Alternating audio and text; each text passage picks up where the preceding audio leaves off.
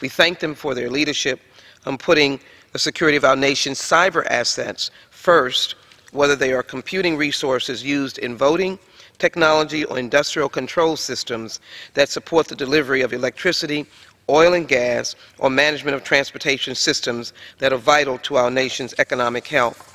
Mr. Speaker, I was chairman of the Transportation Security and Infrastructure Committee some few sessions ago. This was when infrastructure was included in the transportation security domain. I can tell you that even then we began to acknowledge the crucialness of protecting the cyber system and how far-reaching cyber systems can go, as far away as water systems to bridges to dams and in between. And to note that a lot of our cyber system was in 80% of it is in the private sector, probably more at this point. Therefore, H.R. 3202, the Cyber Vulnerability Disclosure Reporting Act, which I introduced, requires the Secretary of Homeland Security to submit a report on the policies and procedures developed for coordinating cyber vulnerability disclosures. The report will include an annex with information on instances in which cybersecurity vulnerability disclosure policies and procedures were used to disclose details on identified weaknesses in computing systems that are digital devices at risk. The report will provide information on the degree to which the information provided by DHS was used by industry and other stakeholders. The report may also contain a description of how the Secretary of Homeland Security is working with other federal entities and critical infrastructure owners and operators to prevent, detect, and mitigate cyber vulnerabilities. It's important to restate that our cyber system is largely in the private sector, does not alleviate or eliminate the role that the federal government should play. This legislation squarely places with the federal government the responsibilities of dealing with those critical infrastructure owners and operators to prevent, detect, and mitigate cyber vulnerabilities. The reason that I work to bring this bill before the full House for consideration is the problem often referred to as zero-day event. A zero-day event describes a situation that network security professionals may find themselves when a previously unknown error or flaw in computing code is exploited by a cyber criminal or terrorist. The term zero-day event simply means that there is zero time to prepare a defense against a cyber attack. That is not the place that we like to find ourselves. When a defect in software is discovered, then network engineers and software companies can work to develop a patch to fix the problem before it can be exploited by those who may seek to do us harm. We have evidence that the cyber world is a good world, but it can be a dangerous world and impact the life and quality and democracy and freedom of Americans. We want to be prepared and never have to face, in this most powerful country in the world, something called a zero-day event. H.R. 3202 seeks a report on the ongoing Department of Homeland Security's policies and procedures for coordinating cyber vulnerability disclosures, such as zero-day events with private sector partners.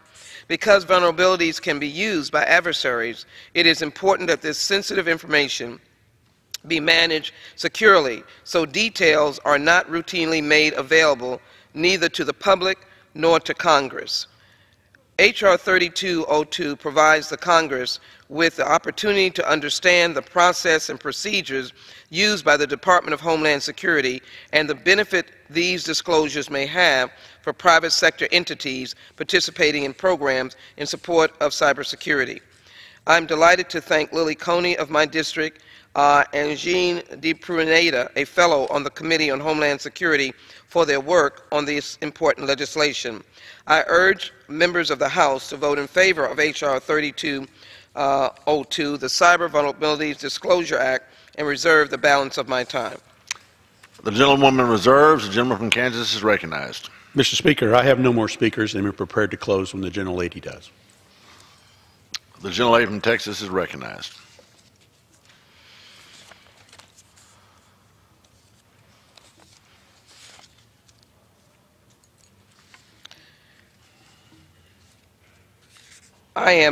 Speaker, I am prepared to close as well.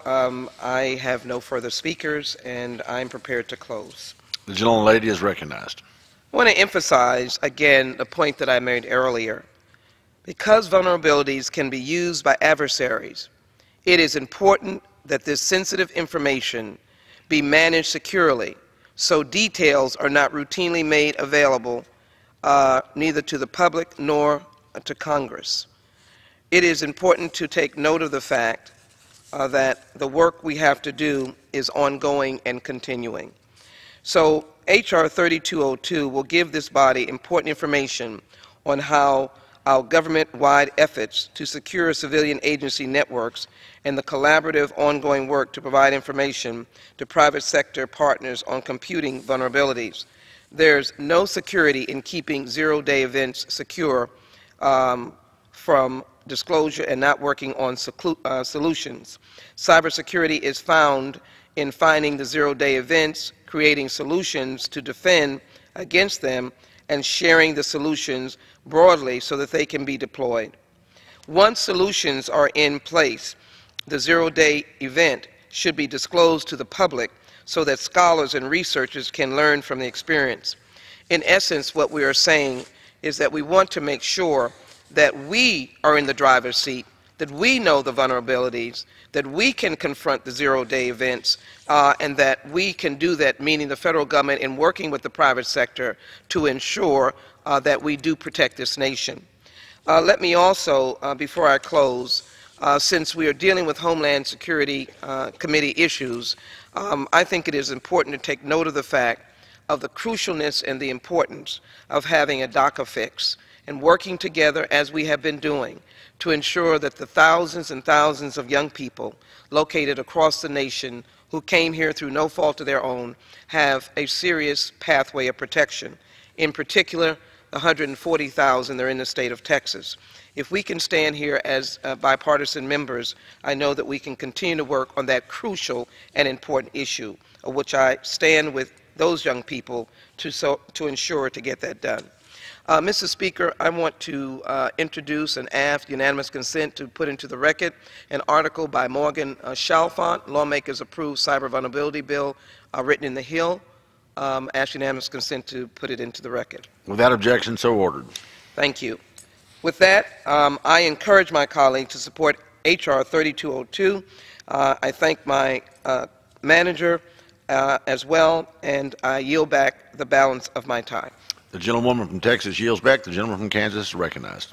Mr. Speaker, I yield myself as much time as I may consume. The gentleman is recognized. Mr. Speaker, I once again urge my colleagues to support this bill.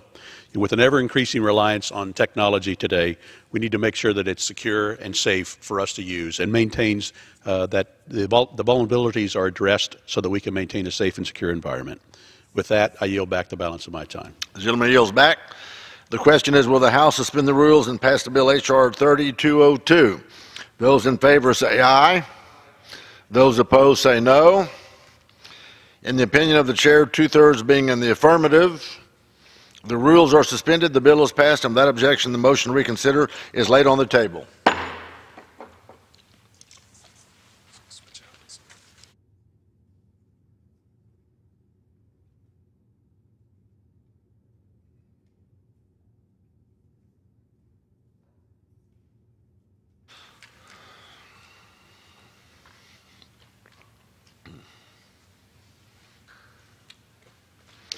For what purpose does the gentleman from Florida seek recognition? Mr. Speaker, I move that the House suspend the rules and pass H.R. 4555, the DHS Interagency Counterterrorism Task Force Act of 2017.